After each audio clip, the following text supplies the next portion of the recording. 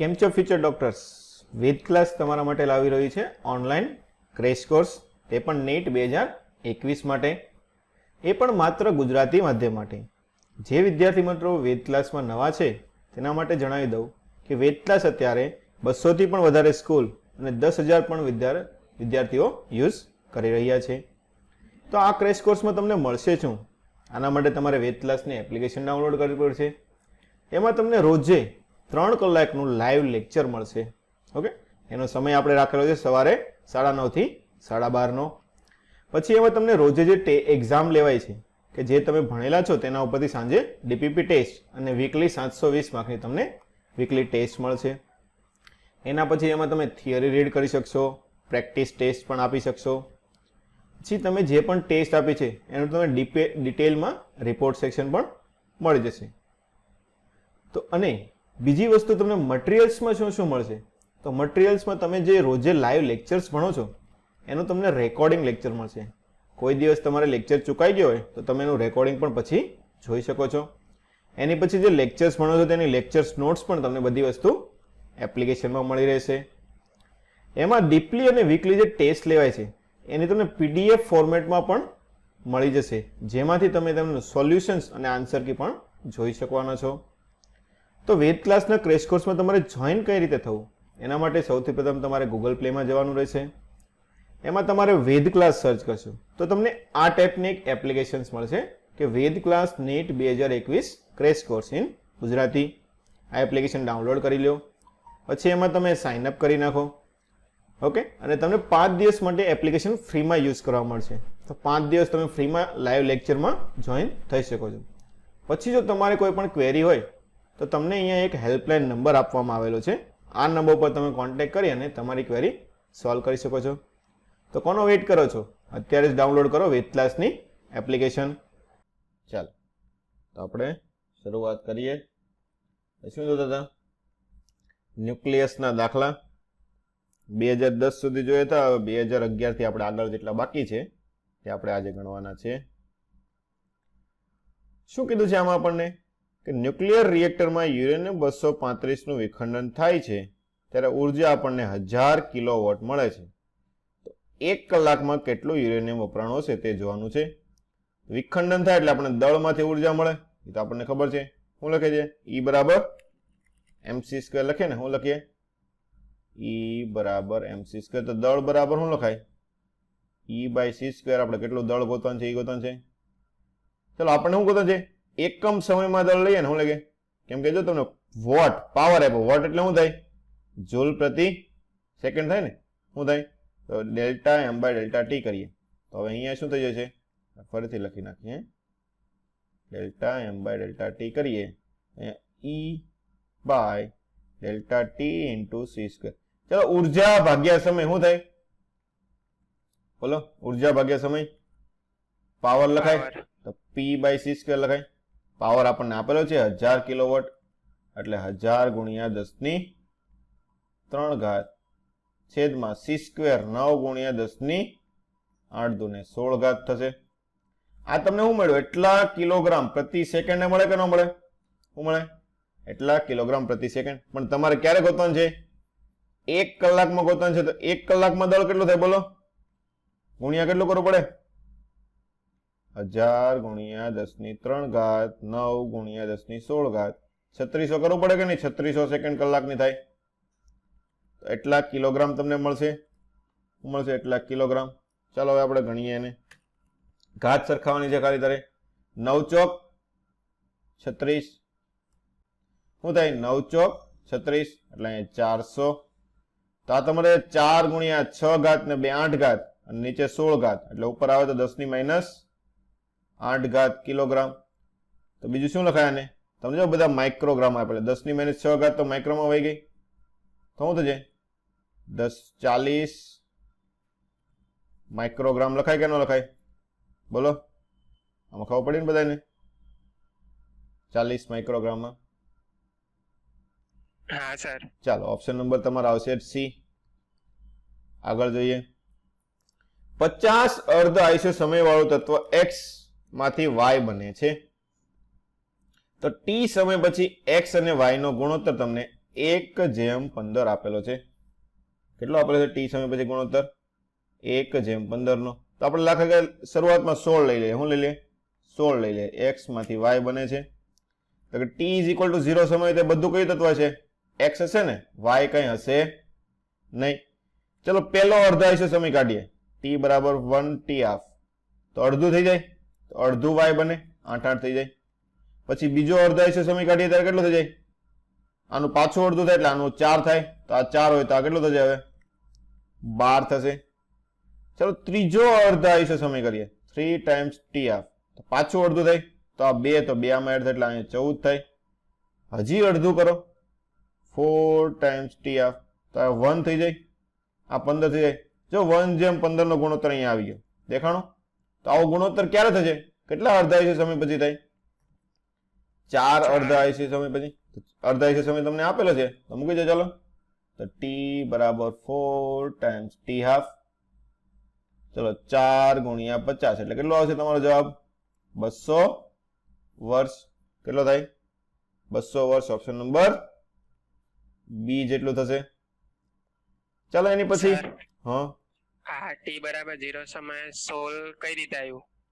અહીંયા આપણે ધાર્યું 16, 15 ને 1 છે કે નહીં એટલે ટોટલ 16 ધાર્યું. સમજાણું?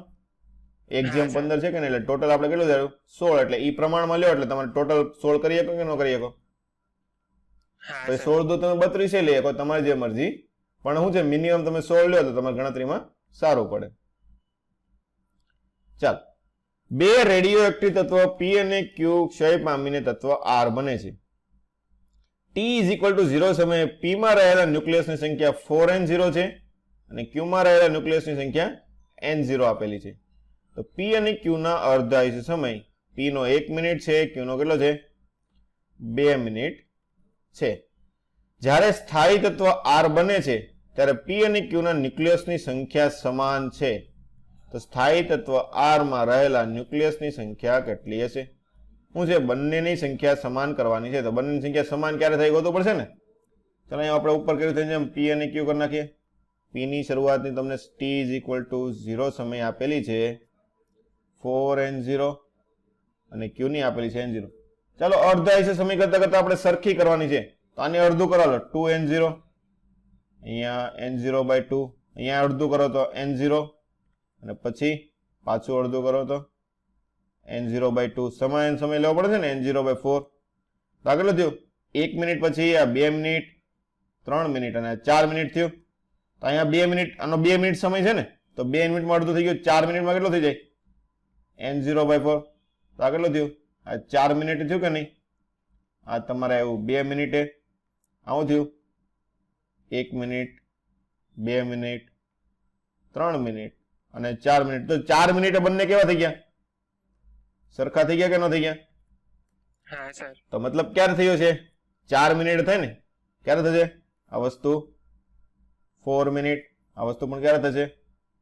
4 મિનિટે થયેલી કેવા છે? ચાલો તો હવે આપણે જોઈએ. હવે R ની સંખ્યા કેટલી થાય એ ગણવાની છે ને. કોની ગણવાની છે? R ની સંખ્યા.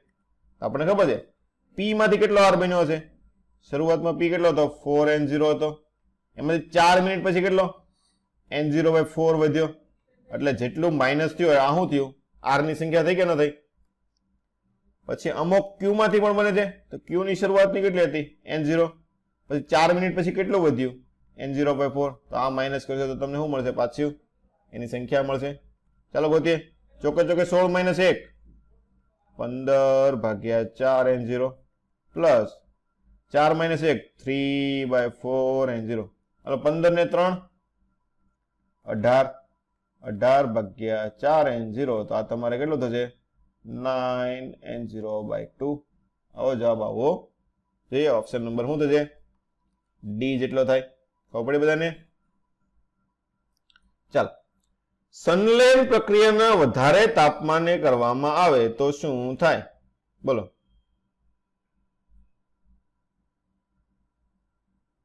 ન્યુક્લિયર વચ્ચેનું આકર્ષણમાં શું કરવાનું છે? વધારવાનું થશે ને. શું થાય? બે ન્યુક્લિયસ વચ્ચે લાગતું કુલંબીય અપાકર્ષણ શું થાય? સમતોલન માટે આપણે શું કરવું પડે? તાપમાન વધારવું પડશે. એટલે આપણો જવાબ આવશે ઓપ્શન નંબર સી જેટલું થશે. કેમ એવું થાય? અપાકર્ષણ સમતોલન માટે શું કહે? તાપમાન વધારે. તાપમાન વધે તો શું થાય? ગતિ ઉર્જા વધે કે ન વધે? બોલો, ગતિ ઉર્જા વધે એટલે એનું એ પ્રમાણે કામ કરે. તો તમારો જવાબ શું આવશે? ઓપ્શન નંબર સી થશે.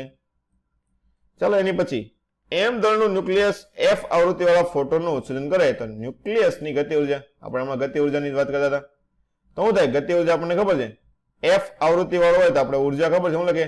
hc બાય લેમડા લખે. પણ તમારે ગતિ ઉર્જા ગોતવાની છે તો ગતિ ઉર્જાનું સૂત્ર શું થાય? p² બાય 2m લખીએ. તો આમાં તમારે વેગમાનની જરૂર પડશે. તો હું તો છે આના ઉપર તમે શું લખ્યો? ન્યુક્લિયસની ગતિ ઉર્જા એટલે ન્યુક્લિયસનું વેગમાન જોશે. તો ન્યુક્લિયસનું વેગમાન કોના જેટલું થવું જોઈએ? ફોટોન જેટલું થવું જોઈએ ને. ફોટોનનું આપણને ખબર છે, શું થાય બોલો? hf બાય c લખાય કે ન લખાય? તો ન્યુક્લિયસનું વેગમાન કેટલું થઈ ગયું? hf by c. ચાલો અહીંયા મૂકી દો. તો h²f² ભાગ્યા 2mc². આવું થાય કે ન થાય? ક્યાં ભૂલ કરી આપણે? બોલો, આવું થાય ને? તો જવાબ તમારો શું આવશે બોલો? ABCD. ઓપ્શન નંબર બી થાય. ચાલો આગળ. એ અને બી તત્વનો અર્ધ આયુષ્ય સમય 20 સેકન્ડ અને 10 સેકન્ડ છે. એ 40 ગ્રામ છે, બી 160 ગ્રામ છે. તો કેટલા સમય પછી તેમનો જથ્થો સમાન થશે? શું છે? કેટલા સમય પછી એનો જથ્થો સમાન થશે? ચાલો લખી દઈએ આપણે. આપણે હમણાં કરતા થાય એની જેમ જ કરવાનું થાય ને. એ અને બી આપણે અડધું અડધું કરતું જવાનું. એ શરૂઆતમાં 40 છે, બી શરૂઆતમાં 160 છે. તો આની 20 સેકન્ડ પછી કેટલું થાય? 20. ફરીથી 20 સેકન્ડ આવું છે, સમય ટી છે. અહીંયા સમય ટી આપણે આ બાજુ લખશું. અહીંયા આપણે 10 સેકન્ડ પછી 80, પાછું 10 પછી 40, પાછું 10 પછી 20, આ 30 સેકન્ડ થઈ. પાછું 10 એટલે 40 સેકન્ડમાં એનું 10 થયું. તો 20 સેકન્ડમાં 20 ને ફરીથી 20 સેકન્ડ લઈએ તો પાછું 10. તો જો સરખું થઈ ગયું, સમય પણ સરખો થઈ ગયો. કેટલો સમય થયો બોલો? 40 સેકન્ડ. અને અહીંયા પણ સમય કેટલો થયો? 40 સેકન્ડ થયો. તો કેટલા સેકન્ડ પછી બંનેનું સરખું થાય? 40 સેકન્ડ પછી થાય ને? ચાલો એની પછી ફરીથી આની જેવો દાખલો આવ્યો આપણે. હાલો, ત્રિજ્યા વચ્ચેનો સંબંધ, ત્રિજ્યાનો દળ વચ્ચેનો સંબંધ શું આવે? r બરાબર r0/a⁻1/3 થાય. શું છે? દળના 1/3 સમપ્રમાણ હોય. ચાલો મૂકી દે. આપણે કોની કોની ગોતવાનું છે? એલ્યુમિનિયમ ને ટેલિયમ. આપણે ડાયરેક્ટ આપેલું છે તો એ પ્રમાણે લખી નાખો. આની 3.6 આપેલી છે તો 3.6 આપણે r ગોતવાની છે તે નીચે રાખીએ. એનો દળ તમને આપેલું છે 27, તો 27 ને આનું દળ આપેલું છે 64, આની 1/3 ઘાત. તો આ 3 નો ઘન થાય, આ 4 નો ઘન થાય તો આ જવાબ તમારો આવશે 3/4 થશે. તો r બરાબર 3.6 ગુણ્યા 4 ભાગ્યા 3. તો 12 તરી 36 ને 12 ચોક 48. એટલે તમારો જવાબ આવશે 4.8 ફર્મી. Option number C. ન્યુક્લિયસની અર્ધ આયુષ્ય સમય તમને 50 દિવસ આપ્યું છે, એટલે અડધું થતા 50 દિવસ થાય. તો 2/3 ભાગમાંથી 1/3 વિભંજન, ખાસ શું છે? 2/3 માંથી 1/3 નું વિભંજન થાય. તો પહેલા તો આપણે અવિભંજિત ભાગ, આપણે દાખલા ગણીએ કોના ગણીએ છીએ? અવિભંજિત ના ગણીએ ને. સૂત્ર આપણી પાસે કોનું છે? અવિભંજિત નું છે. તો આપણે પહેલા એને કેમાં ફેરવવું પડશે તમારે? અવિભંજિતમાં. ચલો અવિભંજિત શું લખાય? અવિભંજિત શું લખાય? 2/3 હોય તો શું લખાય એનું? 1 - 2/3 લખાય. તો આ કેટલું થશે? 1/3 અવિભંજિત હશે. અને 1/3 હોય તો કેટલું થશે? બોલો ફરીથી અવિભંજિત. 1 - 1/3. જો આ વસ્તુ આમાં ખાસ ધ્યાન રાખવાનું છે. 2/3. તો હવે આપણને ખબર પડી કે 1/3 થી 2/3 તમારે જવાનું છે. તો જો 1/3 થી 2/3 એટલે આની કરતા કેવું થયું? ડબલ થયું કે ન થયું? બોલો. તો ડબલ થયું એટલે ટી સમય કેટલો લાગે? અડધો સમય લાગે, હાફ સમય. તો ડાયરેક્ટ 50 વર્ષ લખી શકો કે ન લખી શકો? બોલો 50, સોરી દિવસ આપેલા છે તો 50 દિવસ લખી શકો કે ન લખી શકો? ખબર પડી કે ન પડી બધાને? ડાયરેક્ટ તમને આનાથી અડધું થયું ને? કેટલું થયું? 2/3 માંથી 1/3 ડાયરેક્ટ અડધું થઈ ગયું. અડધો સમય તમને આપેલો છે 50 દિવસ.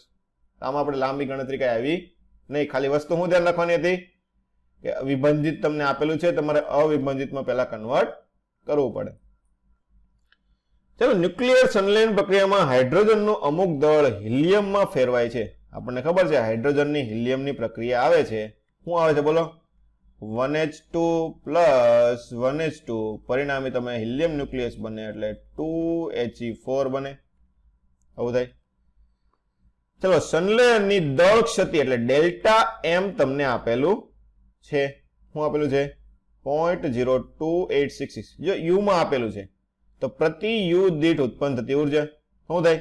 બંધન ઉર્જા પ્રતિ યુ કરવાનું થાય ને. શું થાય? બાઇન્ડિંગ એનર્જી પ્રતિ યુ. શું કરવું પડે? બાઇન્ડિંગ એનર્જી છેદમાં એ લખીએ કે ન લખીએ? બોલો, વીજભાર દીઠ લખીએ ને, ન્યુક્લિયોન દીઠ બંધન ઉર્જા લખીએ કે ન લખીએ? ચાલો લખો તો 0.02866. ચાલો, એક યુ માં કેટલી ઉર્જા હોય બોલો? એક યુ માં ઉર્જા 931 મેગા ઇલેક્ટ્રોન વોલ્ટ છેદમાં એ હાઇડ્રોજન હિલિયમ બનાવવાનું છે. હિલિયમ માટે એ 4 હોય ને? 4. કેટલો હોય? 4 હોય. ચલો મૂકી દો. 4 એટલે આને 1000 લ્યો તો 1 2 ને 3 એટલે 28 ભાગ્યા તમે 2 કરો એટલે 20 ભાગ્યા 2 એટલે લગભગ કેટલો આવશે? 28 ભાગ્યા 4 એટલે 7 કરતા ઓછું. 7 કરતા ઓછું તમને જો એક જ જવાબ આપ્યો. કયો આપો છે?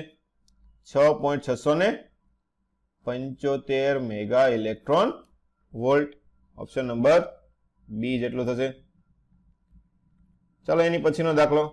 એક રેડિયોએક્ટિવ તત્વ સમસ્થાનિક X નો અર્ધ આયુષ્ય સમય તમને 20 વર્ષનો આપેલો છે, જે બીજા Y માં તમારે બને છે. ખડક બંનેને તત્વનું પરિમાણ 1:7 નો ગુણોત્તર હોય તો અંદાજિત આયુષ્ય સમય કેટલો છે?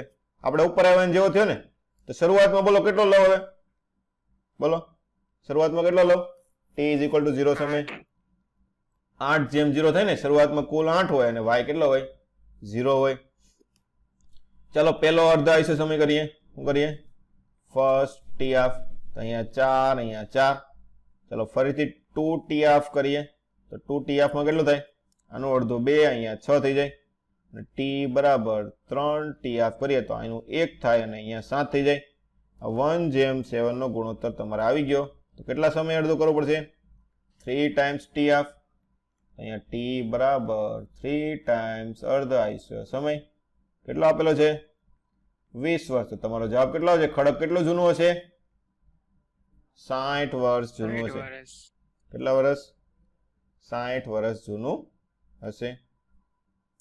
ચાલો, એની પછી આગળનો દાખલો કે શરૂઆતમાં પોટેન્શિયમના બનેલા પથ્થરમાં હાલમાં પોટેન્શિયમ અને આર્ગોનનું પ્રમાણ 1:7 નું છે. પોટેન્શિયમનું અર્ધ આયુષ્ય સમય 1.4 × 10⁹ વર્ષ હોય તો પથ્થરની ઉંમર કેટલી થાય? આવડશે બધાને? કેટલી થાય? ઉપરના જેવું થાય ને? બોલો, આની આ જ વસ્તુ કરવાની થાય કે ન થાય? ઉપર કરીથી 1:7 જ આપ્યું. જો ખબર પડી કે ન પડી? હા સર. તો આપણે ડાયરેક્ટ હું ફટાફટ લખી નાખું. x y શરૂઆતમાં 8 0 પછી 4 4 હું જે t = 0 સમયે t = ફર્સ્ટ હાફ સમયે t = 2 હાફ સમયે t = 3 હાફ સમયે. અહીંયાથી જાય 2 6 અને 1:7 આવી ગયું. તો t બરાબર કેટલું હતું? 3 ટાઈમ્સ ટી હાફ. તો 3 ગુણ્યા 1.4 ગુણ્યા 10⁹ 14 તરી 42. 4.2 ગુણ્યા 10⁹ વર્ષ. સેમ ટુ સેમ દાખલો આવી ગયેલો છે 2 વખત. ચાલો આગળ. લિથિયમ 3 લિથિયમ 7 ની ન્યુક્લિયર દીઠ બંધન ઉર્જા તમને આપેલી છે 5.6 અને 7.06 આપેલી છે. હિલિયમની આપેલી છે. આ ઇક્વેશન આપેલું છે. તો આ પ્રક્રિયામાં ઉર્જા Q કેટલી થાય? આપણને ખબર છે ઉર્જા Q. આપણે ઇક્વેશન પહેલા લખી નાખીએ. 3 લિથિયમ 7 પ્લસ 1H1 એનું થશે 2 વખત તમને હિલિયમ ન્યુક્લિયસ 2 મળે છે 2He4 પ્લસ Q. અને ઉષ્મા કેટલી થાય? બંધન ઉર્જાનો ફેરફાર ડાયરેક્ટ લઈએ કે આપણે શું થાય? તો હાલો આનું લખીએ. કેટલો આપણે 7.06. તો 7. એ તો તમારે હિલિયમ ને આપ્યો ને, તો છેલ્લે માઇનસ કરવો પડશે ને. તો પેલા +16 આપણે લખી નાખીએ ને. હું લખીએ 7.06 ગુણ્યા કેટલું થાય હિલિયમના 2 ન્યુક્લિયસ અને ન્યુક્લિયસ દીઠ કેટલી થશે બોલો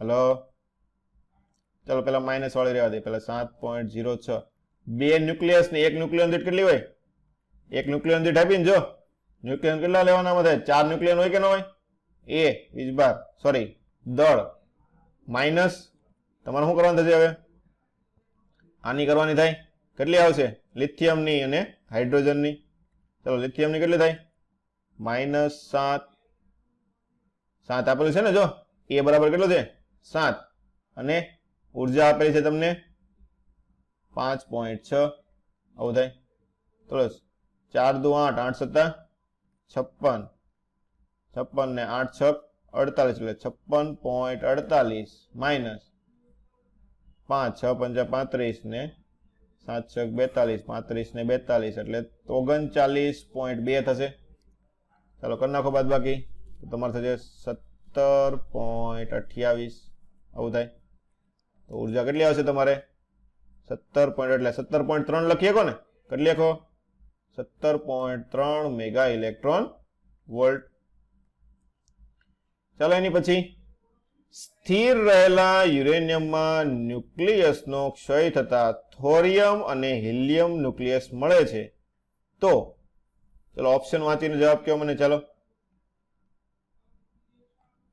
શું થાય હાલો પહેલા તો ન્યુક્લિયસ માંથી ક્ષય થાય એટલે કઈ વસ્તુ અચળ હોય કયો નિયમ લગાડીએ આપણે વેગમાન સંરક્ષણ લગાડીએ કે ન લગાડીએ શું લગાડીએ વેગમાન સંરક્ષણ કે બંનેના વેગમાન કેવા છે સરખા એટલે હિલિયમ ન્યુક્લિયસ નું વેગમાન અને થોરિયમ હિલિયમ જે ક્ષય પામે છે એ અને થોરિયમ જે ન્યુક્લિયસ વધે છે બંનેના વેગમાન કેવા હોય સરખા તમને જો બધા જ ઓપ્શનમાં ગતિ ઉર્જા અને વેગમાન વચ્ચેનું આપેલું છે એટલે આપણે વેગમાન લીધું છે ચલો હિલિયમ ન્યુક્લિયસ નું વેગમાન થોરિયમના ન્યુક્લિયસ કરતા ઓછું અથવા વધારે હોય તો આ વસ્તુ તો ખોટી પડે ને આ બંને નિયમ કેવા પડ્યા ખોટા પડી ગયા તો હવે આપણે ગતિ ઉર્જા જોવી પડે તો ગતિ ઉર્જા શું થશે p²/2m ચાલો મને કહો કોનો દળ વધારે હોય થોરિયમનું કે હિલિયમનું બોલો થોરિયમનું દળ વધારે હોય હિલિયમ કરતા તો થોરિયમનું દળ વધારે તો એની ઉર્જા કેવી હશે ગતિ ઉર્જા ઓછી હશે ને કેવી હશે ઓછી તો k ઓફ હિલિયમ તો હિલિયમની વધારે થોરિયમની ઓછી હિલિયમ ન્યુક્લિયસની ગતિ ઉર્જા થોરિયમ ન્યુક્લિયસ કરતા વધારે હોય તો જવાબ તમારો કેટલો આવશે ઓપ્શન નંબર બી થશે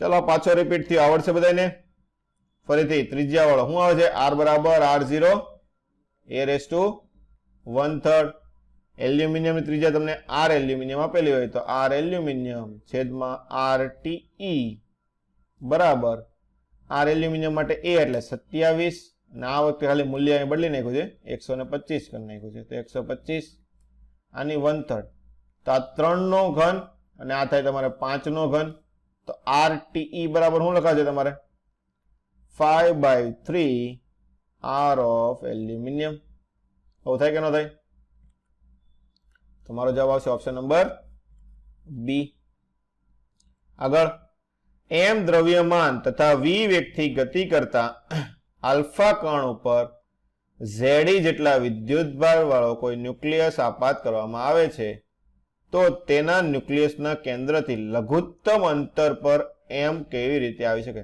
એટલે આ કયું થયું લઘુત્તમ અંતર એટલે શું કહેવાય બોલો આના માટે લઘુત્તમ અંતર કયું આવશે શું કહેવાય ઇમ્પેક્ટ પેરામીટર આપણે લઈએ ને ઇમ્પેક્ટ પેરામીટરમાં આપણે શરૂઆતમાં જોયું તો શું થાય ન્યુક્લિયસ જેમ જેમ નજીક આવે શું થાય એની ગતિ ઉર્જા ઘટતી જાય કોના કારણે બંને વચ્ચેના સ્થિતિ ઉર્જાના કારણે થાય ને તો ગતિ ઉર્જા બરાબર તમે શું લખી શકો છો સ્થિતિ ઉર્જા શું થાય સ્થિતિ ઉર્જા કેટલી હોય બંને વચ્ચેની k q1 q2 upon r તો k Ze ઇન્ટુ ન્યુક્લિયસ માટે કેટલું આવશે અહીંયા ઈ થશે છેદમાં r તેમની વચ્ચેનું અંતર r થશે ચાલો મૂકી દો હવે તો ત્રિજ્યા તમને અંતર જ ગોતવાનું છે ને કે બંને વચ્ચેનું નજીકતમ અંતર તમે કેટલું લાવી શકો તો r બરાબર 2 ઉપર જાય તો 2 times k Ze² upon mv².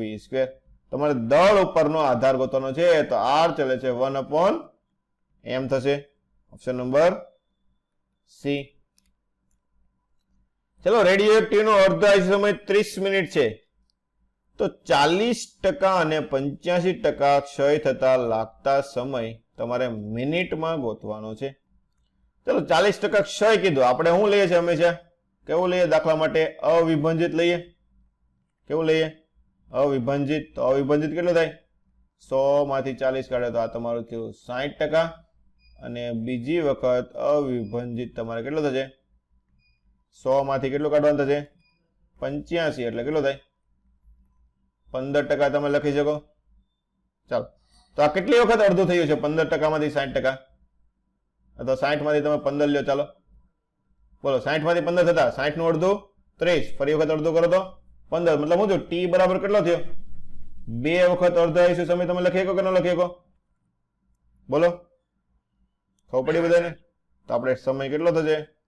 2 ગુણ્યા ટી હાફ, એટલે 2 ગુણ્યા ટી હાફ તમને આપેલું છે 30, તો તમારો જવાબ આવશે 60 મિનિટ. શું થશે? Option number B, 60 minute. ચલો, પ્રતિ ન્યુક્લિયોન વિખંડન ઉર્જા તમને 200 મેગા ઇલેક્ટ્રોન વોલ્ટ આપેલી છે. જો પ્રતિ ન્યુક્લિયર વિખંડનમાં તમને આપેલી છે, તો 10⁻20 વિખંડન પ્રતિ સેકન્ડે થતું હોય તો ઉત્પન્ન થતો પાવર તમારે ગોતવાનો છે. કાંઈ નહીં, ગુણાકાર જ કરવાનો થાય આપણે ડાયરેક્ટ. તો શું થાય? 200 મેગા ઇલેક્ટ્રોન વોલ્ટ, તો 200 ગુણ્યા 10⁶. હાલો, ઇલેક્ટ્રોન વોલ્ટ આપ્યો એટલે 1.6 ગુણ્યા 10⁻19. એવા તમારે કેટલા લેવાના છે? 10⁻20 કરવાના છે. 1 માંથી મેળવો તો 10⁻20 વડે ગુણ નાખો, આવી જાય. તો ખાલી 10⁻1 વધશે, તો 16 દુ 32, તો 32 ગુણ્યા 10⁻, એક જ ઓપ્શન આપેલો છે 8 વોટ. ઓપ્શન નંબર એ. ચાલો, એની પછી સમાન ન્યુક્લિયસ ધરાવતા બે તત્વો એ અને બી ના ક્ષય નિયતાંક 8 લેમ્બડા અને લેમ્બડા હોય તો કેટલા સમય પછી ન્યુક્લિયસની સંખ્યાનો ગુણોત્તર 1/e મો થાય? તો 1/e એટલે કયું થાય? કયો સમય લેવાનો થાય તમારે? બોલો. સરેરાશ. સરેરાશ સમય થાય. તો આપણે અહીંયા ગુણોત્તર ગોતવાનો છે બંનેનો, તો આપણે Na/Nb કરી નાખીએ. શું કરી નાખીએ?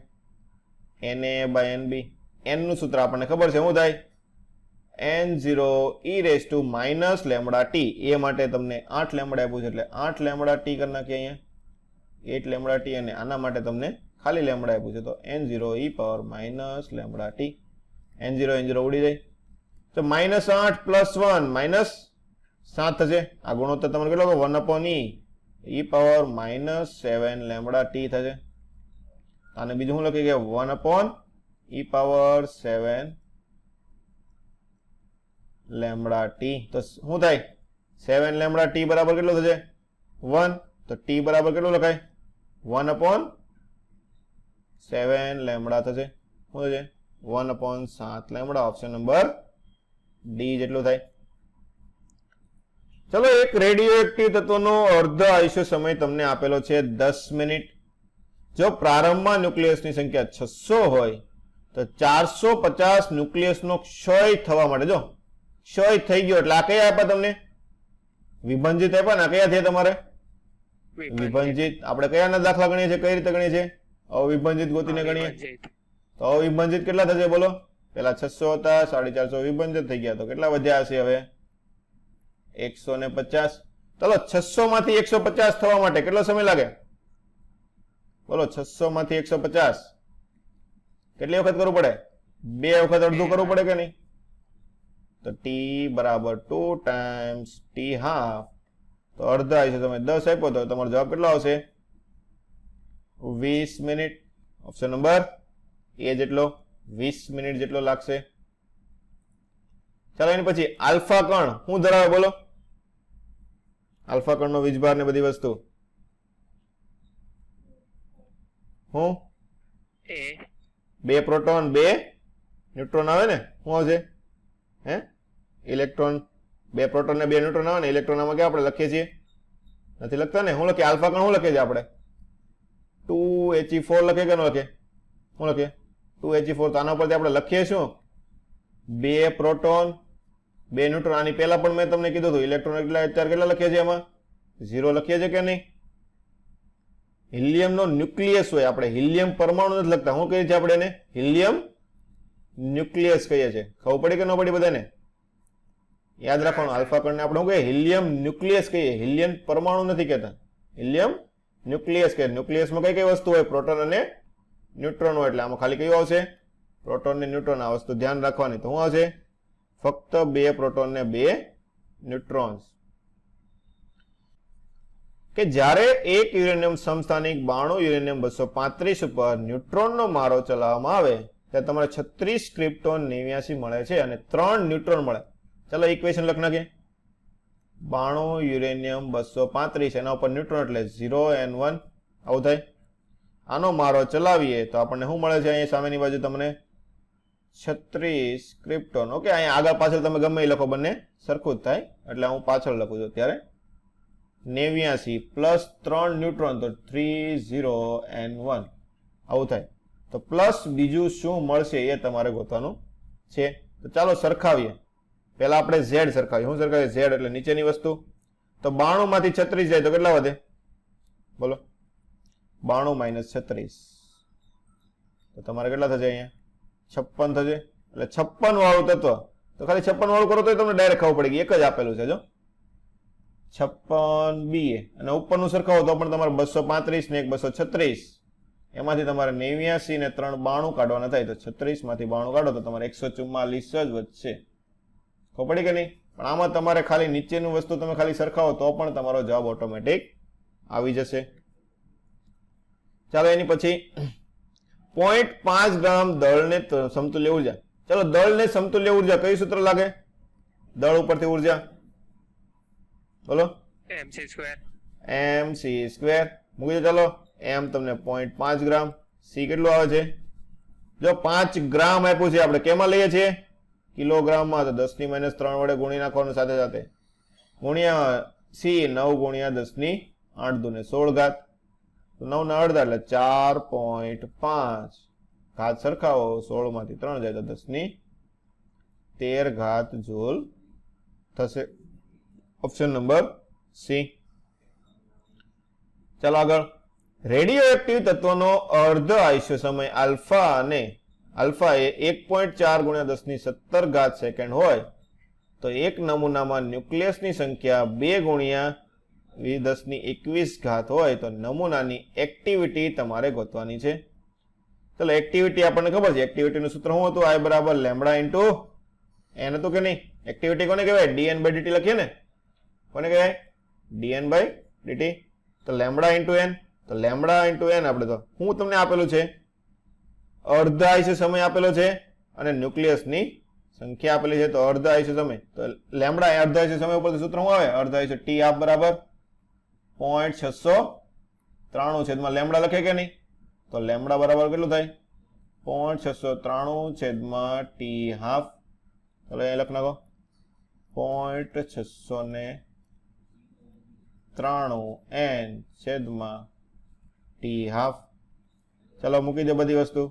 0.693 n તમને આપેલું છે ન્યુક્લિયસ 2 ગુણ્યા 10 ની 21 ઘાત. અર્ધ આયુષ્ય સમય 1.4 ગુણ્યા 10 ની 17 ઘાત આવું થાય. ચાલો ઉડાડો.